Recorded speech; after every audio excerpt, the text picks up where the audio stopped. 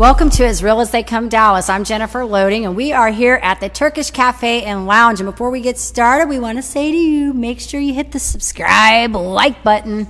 I'm Jason Brown.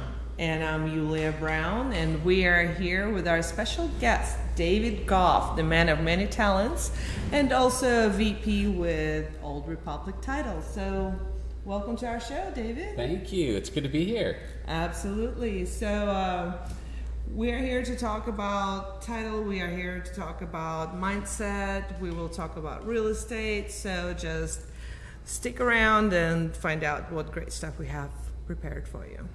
Absolutely. So it's weird for me already because you're calling him David. This is my golf buddy. It's true.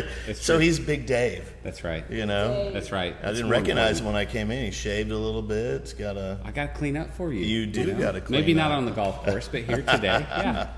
That's right. Yeah, so today some people may think this isn't interesting, but to me it's extremely important to understand where title falls in real estate. So you want to understand what company you're with, what they're going to do for you, and we kind of want to talk a little bit about that with you because I'm intimate with it because I do it every day, and so do you. But the vast majority of people out there don't really have a clue. They go to a closing and they have a title company, and usually it's the listing agent that will select that because they want to open up title and understand if this property has liens and all these things, and always get a choice of who that is, even though it is a negotiable item in the contract, which title company you use. But for you, you can probably shed some light on why is it important not just to be with Old Republic Title, but to be with the right title company that can perform, that has a track record.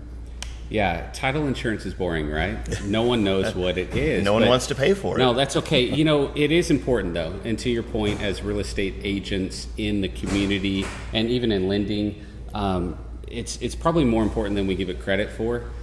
Basically, you're buying an insurance policy insuring your future. So from a title perspective, one of the things that we're doing is we're searching the property and looking back over a period of time to make sure that everything looks according to plan. And then we're ensuring that going forward, you're protected.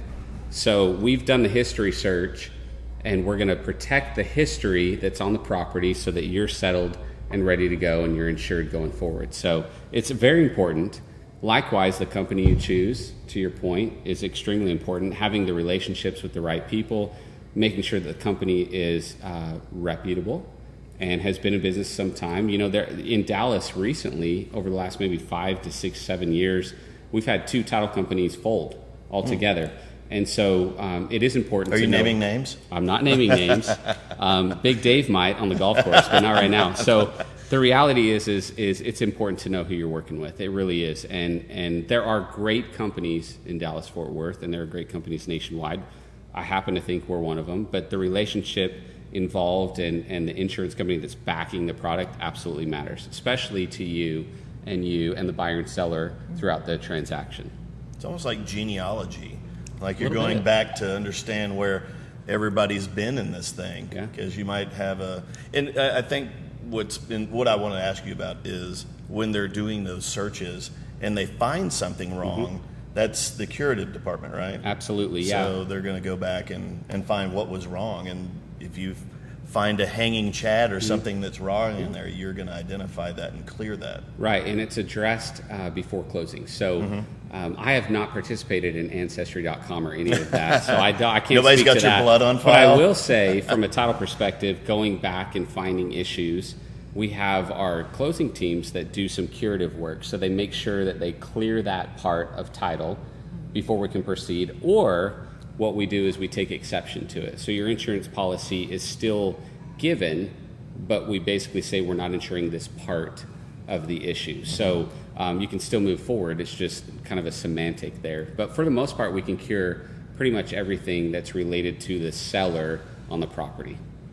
So this is a question I get a lot as a realtor. People, you usually have a couple different kinds of buyers and sellers, and you have the ones that, like a friend of mine, Joyce, she owns a lot of property and it's all free and clear. So, when she buys a property and she's paying all cash for it, she doesn't necessarily have to get a seller's title policy, but it's it's recommended, right? It's still smart too, just to make sure that you carry on insurance every transaction that you have. Typically, and to your point, if there's a lender involved, they require it. Yeah. But if you're paying cash, it's your decision. Just like it would be with some of the other things that we do from an insurance perspective, we're ensuring that we're going to be protected going forward. And if it's cash, it's up to you. But I think, and I wouldn't be in the business otherwise, I think it's super important to make sure that you're insured, especially with one of the largest transactions you'll make in your lifetime.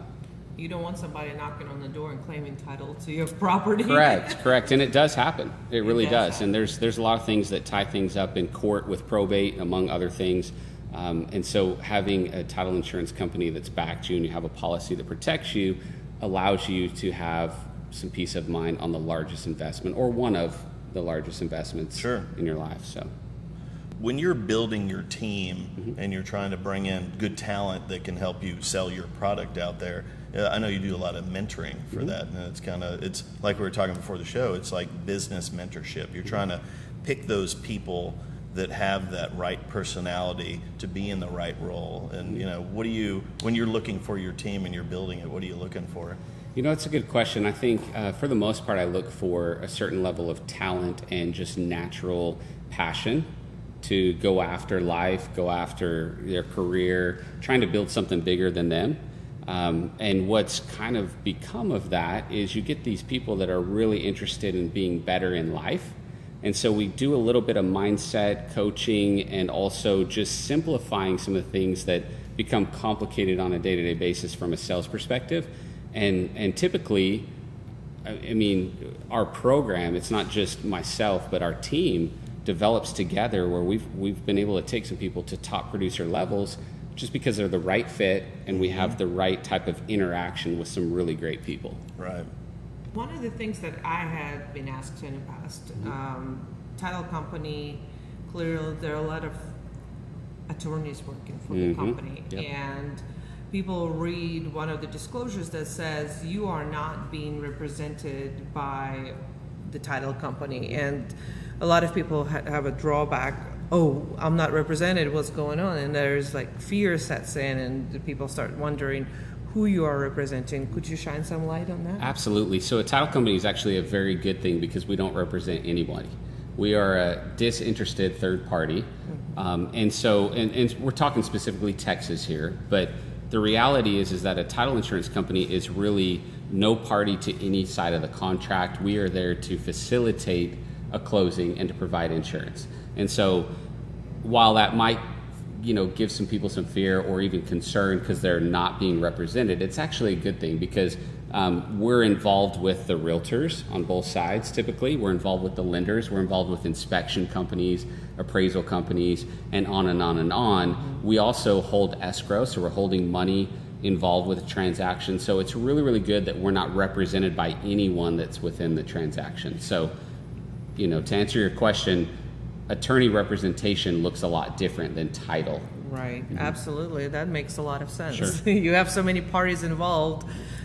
Everybody does want to be represented, but Absolutely. It's also very important to have a neutral party present that will look out for unbiased view of the property transaction and make sure that everything is done the right way, almost like an intermediate or mediator. Yes, Very absolutely. nice. The coordination level is high. It is. If you actually make it to the finish line on a transaction, you really have no idea how many hands have touched your transaction, especially coordinating through your title company when you find one. And I'm blessed because I have a few good friends of mine that do title, and when you find one that works right, it's a thankless thing. But when it isn't, it's terrible, because you're trying to understand where am I at in this transaction. And that last week, all the warts come out, and you start finding out, like today on one of my other transactions, found out that these people had not, she found out, or the title company found out that she was married before, got divorced in 2014, and she's still on the deed, and they just now figured this out. We're supposed to close on Friday. I'm like, of course, I'm like, how did we just now find that out? So it came from the lending side, the lender, underwriter finally looked at the file and said, "Oh, we're about to close this. Where are the warts?" And it came out, and she's on deed on a property that she was divorced on. It's free and clear, but those type of issues, they're just going to pop up, and you need the right person to know that they can work through that quickly and cure it. Yeah, there are a lot of issues that come up in real estate. I mean, it's a large transaction. There's a lot of people involved, to your point. And like we said earlier, it's not glamorous by any sense of the imagination. At the same time, it's incredibly important. And having someone that's on top of it, taking care of making sure the research is done appropriately, and being able to move the file forward, I think is kind of thankless because we just expect it to be done. But if you don't have the right people involved, you don't have the right partners, obviously you're going to have issues that come up, and it just makes everything miserable. So, I mean, we have horror stories. Yeah. I mean, we all do, but at the same time, I think that most of it comes from surprises that come from someone maybe not being upfront about their situation, or maybe we have to dig a little bit deeper because something kind of doesn't look right. Very nice. Also, one of the most neglected items in a transaction is a survey. A lot of times as a lender, we will request a survey for the property for the refinance, and I know that title companies request surveys for new properties for the sale transaction. And could you please explain why survey is such a significant piece of information? And it's a very expensive piece of paper, because if you have your packet and you close on your house and 90% of the time you're given your survey, and it's at least $400 or $500 paper. So what does survey do for the client? So a survey is really important because it basically lines out the property lines. And so it is an optional coverage in title insurance, and I think that's where you're going with this, is why is that coverage important? And I think it's because it basically makes sure that your lines of property are also covered as an additional part of the insurance policy. But surveys are tricky because a lot of times we'll get contracts in where someone will submit a survey because the seller can give a survey that they purchased before to be used for the buyer and say that there were no changes. We get on and do our work and do our due diligence, and sometimes we use Google Earth. We use a lot of different tools to figure out what's going on with the property to make sure nothing's changed. They can sign an affidavit, and I say the seller can sign an affidavit that basically says we haven't done anything with this property. It is as it was when we bought it.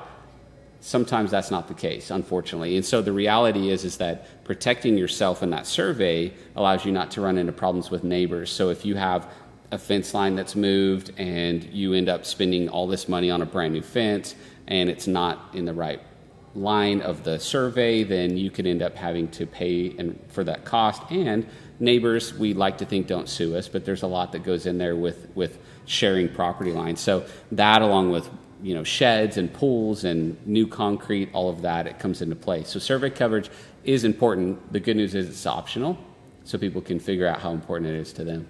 Yeah. But it's the title company that clears it, though, in the end. The title company has to approve it, but it doesn't mean that we insure it. Okay. So you have to take the additional insurance, the survey coverage, to make sure it's insured properly. We do have to approve the survey, and so if the survey comes in, and believe it or not, in real estate, we see surveys from 1970 or whatnot, and you can't read them. They're illegible. They don't have a directional on them. It doesn't make any sense. And so we have to request a new survey. But oftentimes, especially here in Dallas-Fort Worth, we have a lot of properties that are newer that turn over. And so the surveys can be reused. But that coverage helps if there's any tweaks along the way. Absolutely. So there's not an age limit to the survey. There is an age limit, and you're gonna make me try to figure out what that is on camera. But I will say, the stumpa. I'm the sales manager, so I don't know all the details That's not your as much. department. I actually do know that, but I can't recall it right now. There is a timeline where we as a company have made the call, like, hey, we can't take this risk. And not only that, we have to have, there's certain things we have to have, including like a directional north-south. We have to have a legal description on the survey, and it has to be legible along with whatever that year is, and we can find that out and get that to viewers later. And it's interesting you said about the neighbors. Jason and his partner, they had property that was a rehab property. Okay.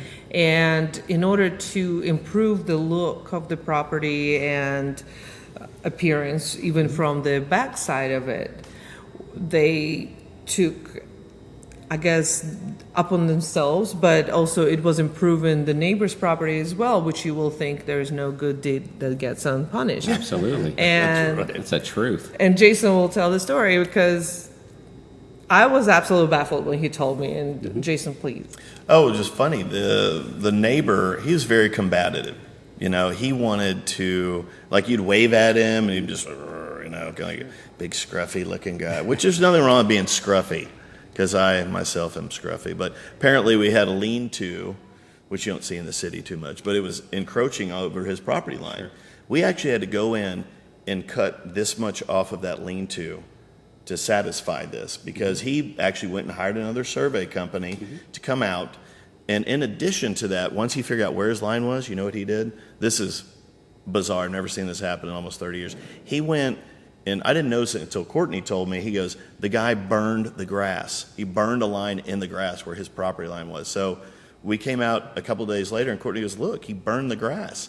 And there was this just dead grass just going right between the properties, right up through the middle. So, you know, he was trying to establish through his survey that you're on my side, and we're not going to take anything off of you. And so this is why the surveys are important, because you need to know the metes and bounds of your property. You don't have to have one when you're paying cash, but, you know, even when we did that deal, we made sure that we were in the right place, but we found out we were over. So that cost us, I think it was another $1,200 to cure that problem. That's your profitability, you know. It just gets sucked away. That was not just it either. The fence. Oh, well, right, yeah. So we stained the fence on the entire property, and the one that abuts his side was technically his fence. So he waited till the day I was doing an open house and was out there with a power washer just blowing paint off of this, off the fence, to let everybody know that walked through. It was like, why is this weird guy in the driveway on our property blowing the fresh stain? I mean, his fence was so toasted. It was like the top of it, you could see the dog ear pickets, and they're just rotten on top. I'm like, we were preserving your fence, but doesn't matter. No, and those horror stories help people understand why it's important, because oftentimes we just think everything's going to be perfect and we move into our house and everything looks right, but just because it looks right doesn't mean it is. And so having survey lines is really important. Clearly we don't do that. We have surveyors that go out. You hire a surveyor to go out, but the reality is that it's probably more important than anyone gives it credit for. Kind of like title insurance, right? No one really knows what it does for us, but it's super important where you're headed with your future property. Absolutely. Yeah, the end of that guy, we were doing our final walkthrough with the buyer. I wasn't there, but the buyer's agent was there with the people. And this guy came out and cussed her out, and then the guy comes out with his wife. I mean, they're a young couple. They're probably in their late 20s, I'm guessing, something like that. And it's their first house, $420,000 house. That's their first house. Times have changed. So he's sitting there trying to give these people the business about it. And he goes, I'm going to call my attorney. And the buyer, he turns to his wife. He goes, yeah, I'm going to call mine too. She's right here. And that guy just went, whoop, turned and walked away. It's like, yeah, your neighbor's an attorney, and she will bury you if you don't come around a little bit. Don't be neighborly. Don't come out and go, hey, here's some cookies, or... I guess they won't be exchanging apple pies. No, there's no apple pie. Christmas cards or apple pies. No, not happening. It almost sounds like, what is that, The Christmas Story, where the guy puts a bunch of lights on him and they keep competing with each other? Next door, Krampus. That's right. Or whatever that is. No, it was... It doesn't matter. It's one of the 80s movies. Oh, was it National? Oh, yeah. Yes. That's right. Christmas Vacation. Their neighbors were not happy. That's true. That is real life, though. It really is. And we see it all the time. We've got stories that, just are outrageous. You wouldn't even think. But to answer your question, it's just so important that you really just pay attention to those things. And I think most realtors would agree that they try to take care of yourself in this transaction, because you're spending all this money. We want to make sure that you're covered. So one more question that I have. Sure. People that buy in PUDs or condos, what happens to their survey? Do they need one? Yes, they still need one. That is a complicated question. It gets into a lot of different things. I mean, from a PUD standpoint, most people don't really realize what they're getting into. But yes, they still want to make sure they're protected. They still want to make sure that they're covered. Without diving too far into it, I think that's where you have to rely on the relationships that you have with your agent and your title company to be able to coach through kind of what the scenario is there. They're just so different than regular, They are definitely everyday real different. estate. And so the long story short, when it comes to a title company business, you definitely want to have one representing yourself, not representing per se, but mediating your transaction when you're making that investment. And I would like to have Ms. Jennifer go into some mindset questions because she's incredible with that. We're going to That's do where the some trouble fun comes questions. in. Do what? I said this is where the trouble comes in. It I could can be already trouble, tell. yeah. Like you guys are setting me up. It's like 1, 2, boom. Da-da-da-da. Yeah. I'm like do the this. pit bull at the end, Let's you do know, it. like or Come the on. Terminator. I'm going to finish it off. I like here. it. Finish him. No, like this Mortal is fine. Kombat. So let's do, because you are mentoring people and coaching and all of that good stuff. And so I want to ask you this question, just kind of as a fun thing. What do you love most about what you get to do? What's the best part? You know, I actually love that I get to be passionate about something. I think oftentimes, and I have friends and colleagues and even family that don't love as much about what they do. They go in and they earn their living and they're working on great careers, but I actually think it's a part of me. It's the passion that I feel. And what's cool about it is it doesn't always resonate with specific title insurance. It's more about growth. I'm constantly working on myself, trying to be better than I was yesterday. Sounds a bit cliche, but it's true. I'm the type of person that's constantly working on myself. And so what's cool also is that I get to do that with other people. And I get to push them and I get to ask questions. And awesome things that happen are that I learn and I grow tremendously from getting to know people in that kind of light. So it's a lot of fun. No, I love that, and that's not cliche. I was watching a video the other day with Elon Musk, and he was talking about how they were actually, it was a motivational video, but they were questioning him about his whole space thing, and he was talking about how when you find something that you really enjoy doing, you don't sleep, you do this, like you think about it all the time, and that's one of the things I always talk about. When you're excited about something you do, it becomes a part of who you are. So it's not really cliche. I believe that it is absolutely true, and I think it's great when you have the passion because people can get behind passion. Sure. There's nothing like when you were talking earlier about people going, they go to work, and I talk about this all the time. They go in and day out, and they just do that grind every day, and they never find that. And it's like, man, that's a sad life. You know what I mean? It's just, for me, it's like sad because I'm like, you got to get passionate about something. Sure. That's what life is about, is getting passionate. And so, no, I think that's great. I think that it's awesome that you're excited about it and you get to share that and other people get to pick up on that and be a part of that. So I think it's awesome. So this is a fun question I like to ask people. So what does success look like in your eyes? Like, what do you think of when you think of like success? To be honest with you, it's changed over the years and probably even most recently, where I think success for me for many, many years was accomplishment, and it had to do with me, to my point earlier about bettering myself. It had to do with me reaching certain points in life where I was like, if I do this, then I'll be successful. Right. If I do this, then I'll be successful. But I found, and I know that you can find a lot of books about this kind of topic, but I found for myself, actually the definition of success is doing less but impacting more. So if I can, and I hope my supervisors aren't watching this, but if I can finish my day by 2:00 every day and make the same impact as I would have if I finished at 5 or at 7 or 8 or 9 or whatever, then that's success to me. It's opening up other avenues in life. It's creating more me time for bettering me or learning or growing. I used to be such a career person that it was everything to me. And I've developed in a sense where I still am very passionate about it, but there's so much more. There's so many other things I want to go do. And I love the company I work for. I love the job that I have, but it's not everything to me. There's other things. So success is finding more time for other things while you can still impact other people's lives. I love that. What's success look like to you, Jason? Working smarter, not longer. Boom. I That's like That's it. what I was just thinking. Yeah. I should have Like, said You that. just summed it up like That was quick. bam. I'm a sales guy. It took forever to get there. You just went. It's boom, all good. right It's all there. good. What does it yeah, look I'm like really for good you? at stealing other people's energy, I love it. and so I'm sucking it away. That's Yeah. awesome. What Yeah. would you say, Yuli? What does success look like? Mine is actually finding your passion, and I totally relate to where you're coming from, because I myself done a lot of different things that I did not feel I was complete, and Until you met me. well, That's good. That's how I felt. Until That You were a was- goal. Success is a journey, not a destination. So I Yeah. made my benchmark there. Absolutely, jackpot. Yeah.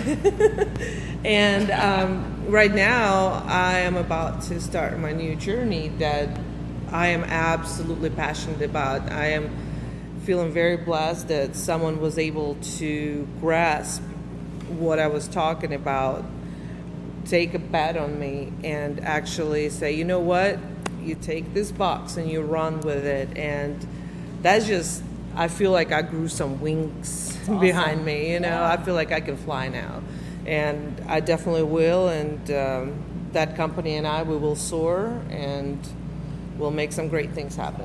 That's awesome. I think Go ahead. for what it is, when I look and I listen to people who are successful doing what they're doing, and it's kind of like we talk about this all the time. It's what are you thankful for? And you wake up in the morning, and I'm very thankful, you know. And that doesn't mean I'm like that all through the day, because it only takes one phone call, then I'm like you know. But I'm thankful for that. I'm thankful for that opportunity, that because right now during this whole Corona, COVID life we're living, it's, you know, I think there's so many people that see the struggle, and it's kind of like we were talking about this the other day, and it was, I'm having one of my best years, and there was a little part of me there for a minute that was kind of like, not guilty, but I was kind of like, wow, I see other people like really suck and win, and even other agent friends of mine who just aren't, it's not happening for them, but it's going well. But I think it's, you know, the things that she pushes me to do, and you know, puts me in places where I have the opportunity to create relationships, and then those sometimes turn into business. And you don't know, it's kind of like planting seeds. You know, you're in that position where you're talking to people about things. It's not, I'm not trying to sell you. I'm trying to remind you what I do, that I do it well, and I do that often. So those are those kind of things, just to be thankful for the opportunities that I have to work with great people. That's great. And I think everything you do is about relationships. It's always about planting seeds and connecting, and you know, when you're dealing with somebody that's, I always talk about relational versus transactional mindset. Like, you know, when you're dealing with somebody that's on a transactional mindset, like, you know, and you want to get away quickly, like you can't get away fast enough.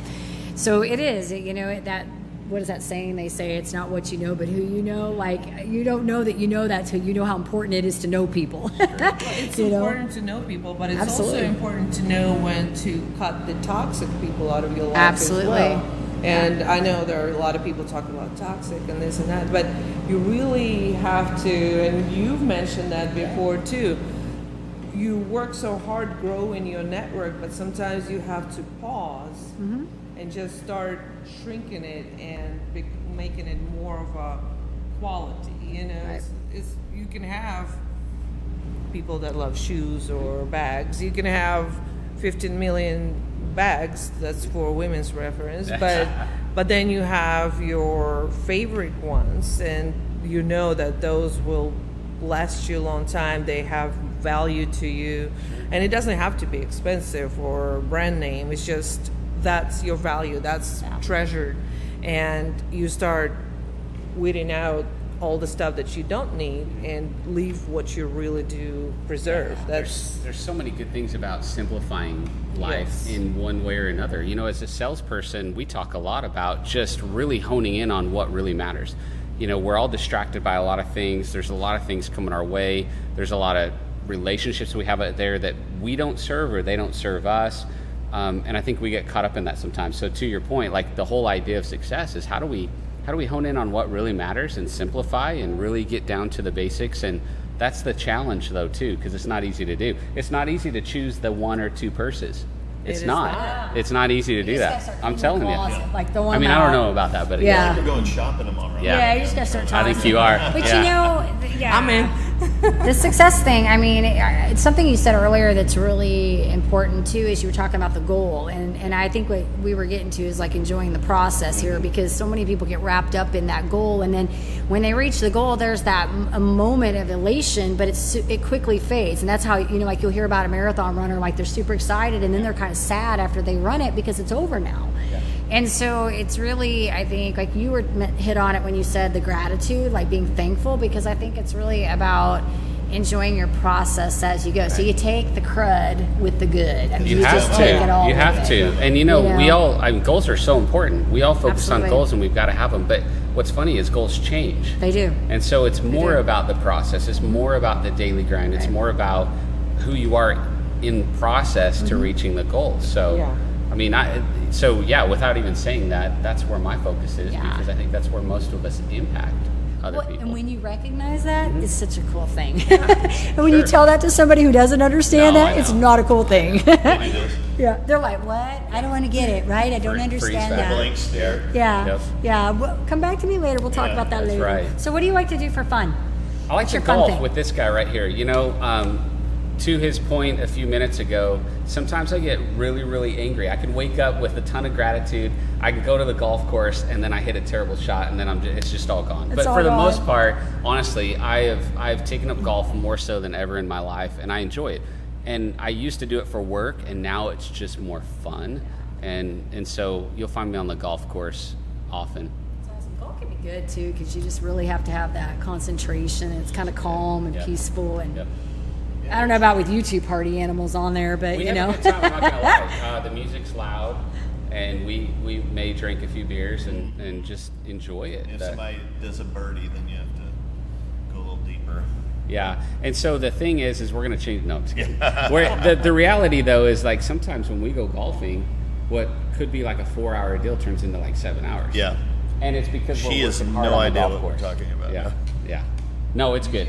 No, she does. Sports. She's like, you left it like 10. It's 10 now. What have you been doing? Well, you found hole 19. I know. What we do that. We do that sometimes. But yeah, it's a lot of fun. Yeah. That's awesome. I think the focus thing that what you're talking about there, it's moments. You know, these are probably not great analogies, but when you're trying to focus on that one thing and you're blanking your mind.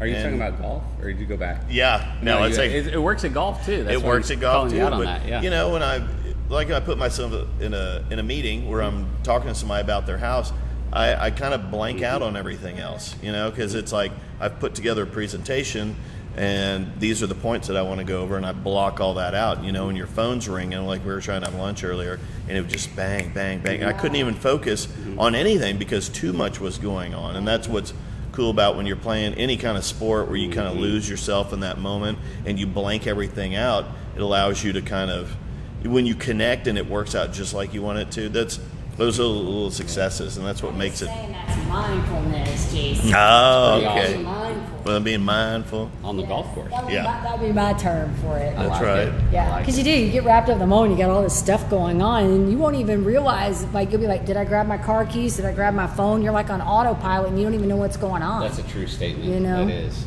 Absolutely. So it's been fun. This has been fun. Yeah. Thanks for having me on today. Cool. Thank How you about for a couple being rapid fire questions? Can you want me to throw some out at you? real Sure. fast? Okay, Yeah. I can do some I really prefer fast. not. Let's do Yeah. some. These are easy. Okay, are you a morning or night person? Morning. I wake up at 5:15 every morning, grind hard, and I'll go to bed at like 9:30 at night. Love it. Okay, Yeah. so we better hurry because it's going to be Yeah. close to It's bedtime. past my bedtime. Dog or cat person? You know, I hate to say neither, but dogs, I lean toward dogs. I'm allergic to cats, but I don't have a dog. So Don't have a dog. yeah. Okay, but if you're going to pick a pet, you'd pick a dog. I would pick a dog. What kind of dog would you get? I would pick a lab. Okay, very cool. Yep. dog. Labs are good. Yep. I've had a lab. Yep. They're a good dog. Okay, and let's see. What's your summer? Let's do this. Summer, winter. Summer, winter. Oh, summer or winter. Summer or winter? I would say winter. I grew up in Utah. Winter. I was a skier. I was a snow guy. all that kind of stuff. So I would say winter. Although you Making can't my golf. skin feel You burn. can't golf in winter. You can here, but I yeah, can't. winter. I would prefer to be cold and layer up than feel what hot. we're experiencing here no doubt in about North that. Hades. Gotcha. Yep. All right, North Hades. That's good. All right, my last fun question. 'Kay. What's your favorite food? Oh, I'm not a big eater. That's a tough question. I am. I would say. I can't say something boring, can I? You can say whatever you want, but I'm not a big eater. Borscht? What's that? Borscht. Honestly, here lately, I like my favorite thing in the world is so outrageous for me because I don't love desserts. But shameless plug to Chills 360. They've got this thing called the Hangover that's like coffee ice cream, like coffee chocolate ice cream that's got Cocoa Puffs and a Kit Kat in it. Okay. And so you got to Where is this? understand, right up, like there's a couple of them in town. good. See, I don't want See, to plug the it too things much, you but learn. my point is like food doesn't do it for me, but this does. Okay. If you said let's go right now, I'm in. Let's go. But it's got a Kit Cocoa Kat in Puffs it and Kit Kat. and kind of coffee ice cream. It's awesome. And the only place I found it is Chills 360. So okay, so I'm Kudos to hungry them. right now. We need to wrap this Yeah. up. I'm telling you, it is awesome. Yeah. It's a wrap. Thank you. That was fun. Well, this was absolutely great, and I hope everyone got to enjoy viewing our episode. And please don't forget to like, subscribe, hit that bell icon to make sure you don't miss our future episodes. And thank you so much. Much love.